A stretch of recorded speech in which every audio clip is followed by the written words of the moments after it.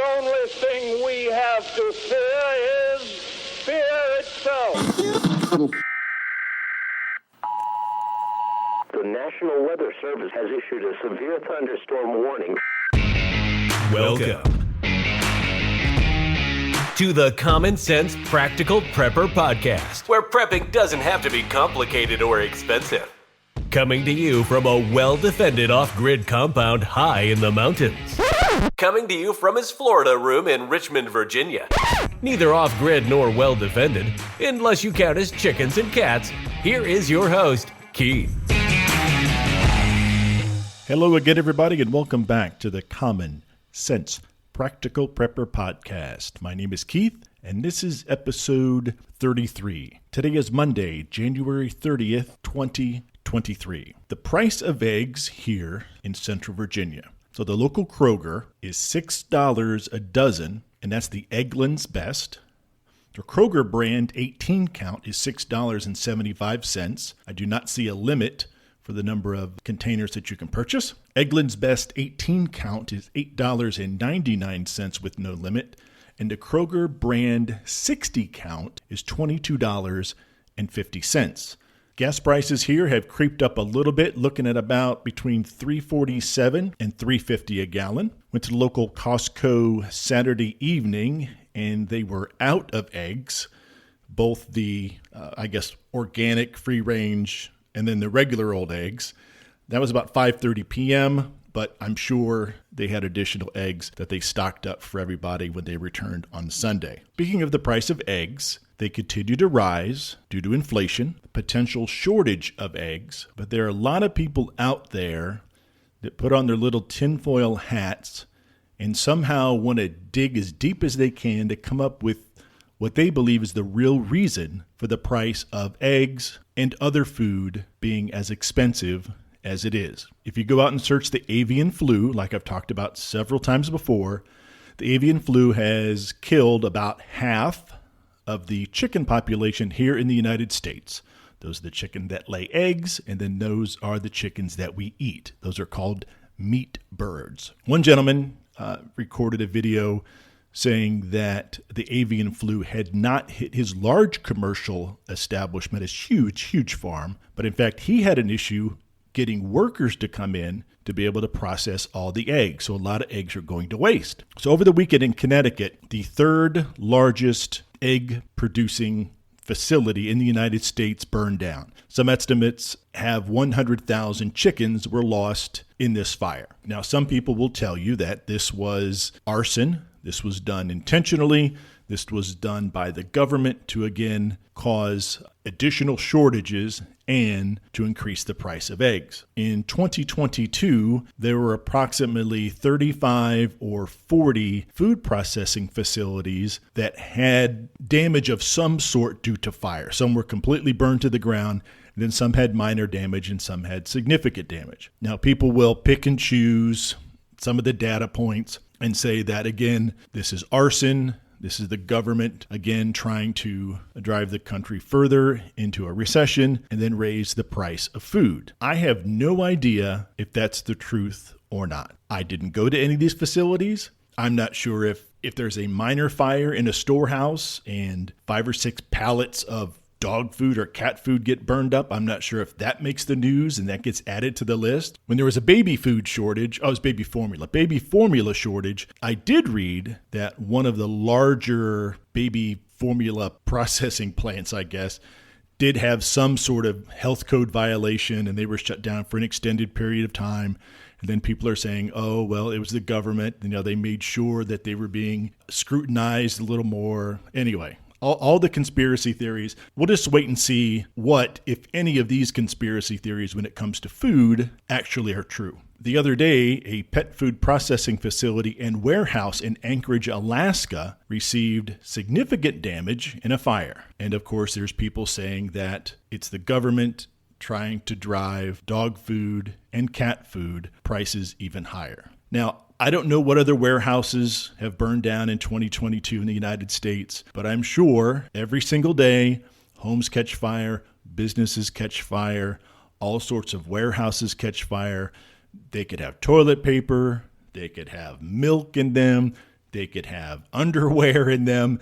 I'm sure there are a lot of fires. Some are accidental. Some are probably set on purpose. But a lot of people confuse the situation when they want to pull just specific data points out to try to make their case. I read an article the other day where somebody actually wanted to know why there is a sudden increase in the number of wind turbines that are failing and collapsing. I have no idea this was a thing, but again, they were pulling data points and now they want to know why all these wind turbines are breaking down and why they're failing. And of course, he went on to, provide some sort of explanation on who's responsible and all that. There are several stories going around the internet, going around Twitter. Now, the first one I saw was somebody complaining about how their chickens are not laying as many eggs as they did last month, last week, whatever it happens to be. As a general rule, chickens in the winter, depending on where you are in the United States,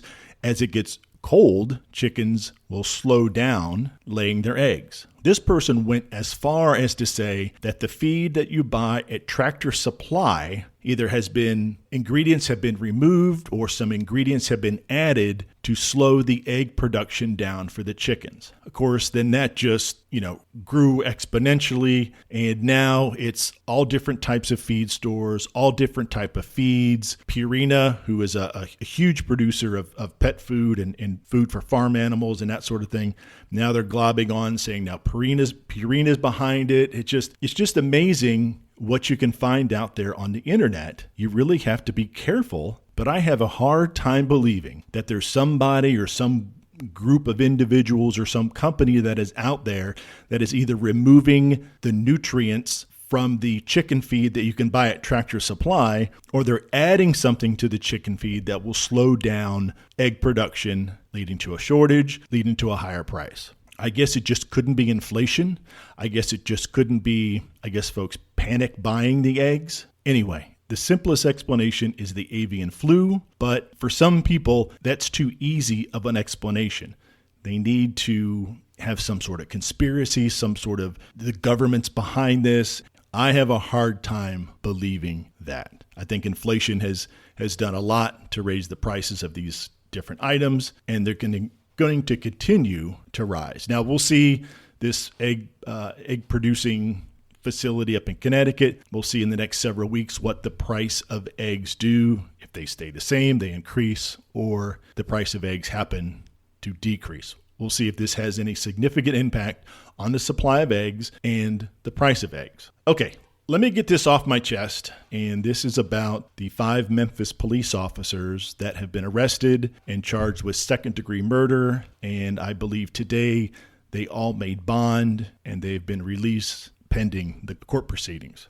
I was a police officer for 26 years, and 1 month after I got out of the academy, the Rodney King beating in Los Angeles happened. The 4 or 5 police officers that took their nightsticks to Rodney King. Now, what those officers did to him was absolutely inexcusable. They were charged. They were found not guilty in criminal court. However, they were also charged with a civil rights violation, and they were sued civilly, and they were found guilty in those. I forget. Mark Furman was one of them, I think. Or no, was he OJ? I can't remember. No, wait. Mark Furman was the Rodney King. Then he went on to accuse some law enforcement talking head on networks and stuff like that. Anyway, I believe he was involved in that. And it's varying degrees of they're found guilty, civil lawsuits, that sort of thing. But they were found not guilty in criminal court there in Los Angeles. For the longest time after that, whenever I pulled somebody over or whenever I had just an encounter with somebody, either a consensual, hey, how you doing? Take your hands out of your pockets. I'm here because of a loud music complaint, or are you intoxicated? Are you the guy that was fighting? Whatever. For the longest time, regardless of the ethnicity, regardless of the color of the person's skin, black, white, Hispanic, regardless, many, many times when I would start the conversation, at some point, they would interject for absolutely no reason, completely out of context. Oh, are you going to beat me like they beat Rodney King? I endured that over and over and over. You've heard it a million times before. There's good cops, there's bad cops. There's good doctors, there's bad doctors, lawyers, judges, people who dig ditches, people who flip burgers. For the most part, all the burger flippers, all the ditch diggers, maybe not lawyers, all the judges, and probably most of the doctors are good people. 99.9%. Pretty much of every profession are good people. Unfortunately, what's the saying? One bad apple spoils the whole bunch, or is it one bad banana spoils the bunch of bananas? Whatever. You get what I'm saying. And in the case of the cops in Memphis, I tried to watch some of the video when it was released Friday night, and I saw the first encounter where they pulled him over and they jerked him out of the car, threw him down on the ground, tased him. You know, he was complying. I'm on my back. Yes, no. I'm on my stomach. I'm putting my hands. So he was resisting to a certain extent. And then he was able to break free and he ran off. And then, I don't know, maybe an hour or two later, they released another piece of the video. And in this video, it was taken, I think, probably by like a surveillance camera or a camera up on a street pole or something like that. And I believe this young man was handcuffed. And he was on the ground initially, and they were kicking him in the head, and they stood him up, and I watched about another 30 seconds where they physically passed him around from cop to cop, punching him. And this one cop, I mean, he reared back several times. I mean, you could see his arm go all the way back, and I had to turn it off. I absolutely had to turn it off. What those cops did is barbaric and absolutely a criminal act that I hope they get all found guilty of, and I hope they all spend the rest of their lives in prison. Once they're in prison, in state prison, I can guarantee you the Department of Justice is also going to file criminal charges. There will also be a civil rights violation charges brought up on each one of them on behalf of the young man, and they will be found guilty of that. In the event that these guys ever get out of prison or they ever serve their time in Tennessee, the day before they get out, the Federal Bureau of Prisons will be there to come pick them up. Well, it'll probably be the marshals. The marshals will come pick them up, and then they will start serving whatever time they received in federal courts. The behavior of these cops tarnished the reputation of every police officer out there. It tarnishes the reputation of every police officer that is out there every day and every night, busting their hump, doing a job that 90% of the population either will not do or cannot do. I've been retired for several years, and it absolutely turns my stomach to see that kind of behavior from police officers. They had body cams. They were in well-lit areas. They didn't care if anybody saw them or if it was on their body cams. How in the hell did they think that they were going to get away with this? I don't know how long these jackasses have been on the force, but they should not have been given a gun and a badge and even put through the academy. I'm not sure who they're hiring these days, but there is no way that they should have been hired. Maybe, who knows? Maybe they had good interviews. Maybe they had good test scores. But I guarantee you this is not the first time any of them or all of them have ever used excessive force. The police department and the prosecutor's office, they're going to now have to go back and look at every single arrest that these cops, former cops, did ever since they got out of the academy. And I bet you dollars to donuts, those decisions, those verdicts are going to be overturned. They're going to be reversed. And a lot of those convictions are going to be expunged from the person's criminal record. Now, maybe they were really guilty of whatever, possession of cocaine, whatever it happens to be. But because these guys did what they did, now every single arrest, every single report is going to be gone over with a fine-tooth comb by Internal Affairs, and there very well may be additional charges down the road. But again, absolutely horrid behavior, horrid actions, and they did not have to kill that young man. They said they pulled him over for reckless driving. From what I saw, and from the commentators, there was no reckless driving. Then to run up to his car and jerk him out of the car like that and try to throw him down for, okay, let's say he was reckless driving. Let's say he was turning donuts. Let's say he was popping wheelies or whatever. I don't even pop a wheelie in a car. I have no idea what the guy was driving. But short of him like waving a gun out the window and shooting at people, you're not going to run up and jerk somebody out of the car and throw them on the ground, which means if they would do that to a reckless driver, these guys in their little, what's it called, the Scorpion unit, their little street drug unit or whatever they call them, if they're going to do that to somebody driving recklessly, Lord forbid what they've done to people that actually had firearms on them, were intoxicated, had illegal narcotics on them. I can't even imagine the number of search warrants that these guys lied on the affidavit just to get a search warrant, just to get into somebody's house, just to get into somebody's car. Okay. All right.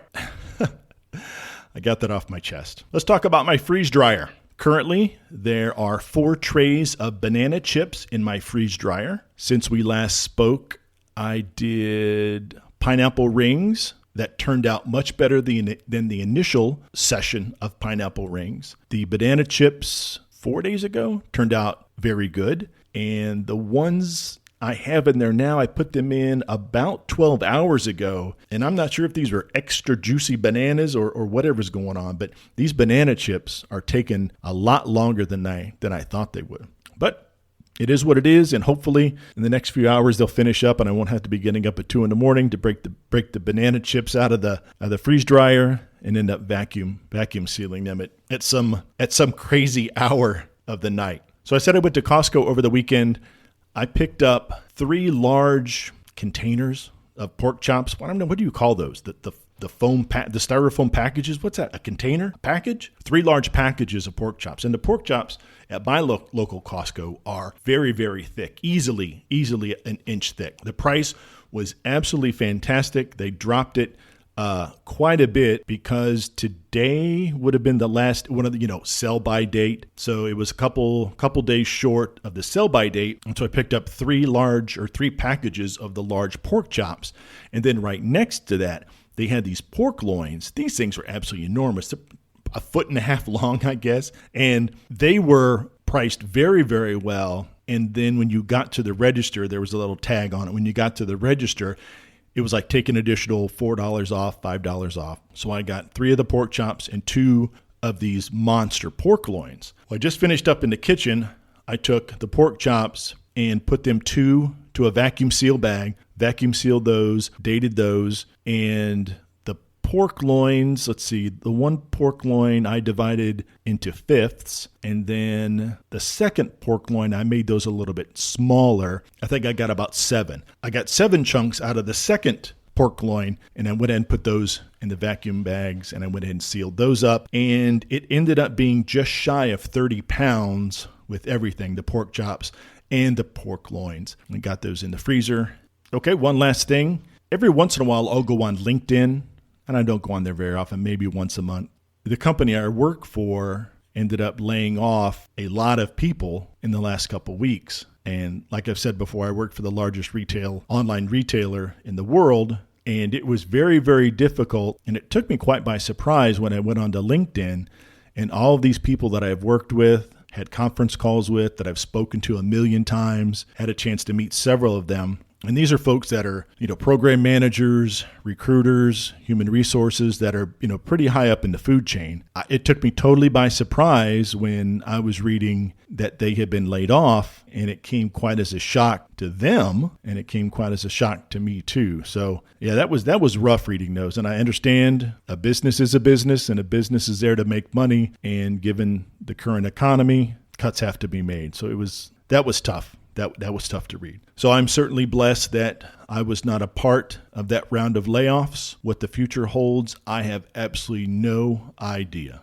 I always tell folks that I'm certainly blessed to have retired and have a pension, and certainly blessed to be working for the company that I do. But I also understand that businesses are businesses, and if they need to cut staff, lay people off, force reduction, whatever you want to call it, that's what the powers that be will do, and I certainly understand that. All I can do is work as hard as I can, try to put myself in a position where I'm valued, and my supervision, managers, bosses, boss would see me as a valuable employee, and that I would not be put in a position where they would need to lay me off. Boy, I'm just full of just so much happy news. I don't even have a joke or anything to end this podcast with. Hey folks, if you want to get a hold of me, I'm on the Twitter. You can search Common Sense Practical Prepper Podcast, and the handle or the user ID, whatever they call it, is prep_podcast. My email is practicalpreppodcast prepperpodcast@gmail.com. Feel free to drop me an email. If you have any questions, feel free to ask.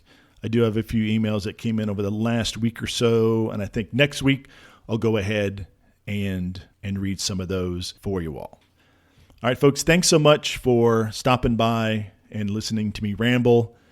And again, every week I get more and more downloads, I get more and more listeners, and I really appreciate you all just taking the time to come by and to listen to what I have to say. As always, be safe out there. Please take care of one another. And until next time. Thanks for listening to the Common Sense Practical Prepper Podcast. Be sure to subscribe so you don't miss an episode. While you're at it, help spread the word by leaving a rating and review.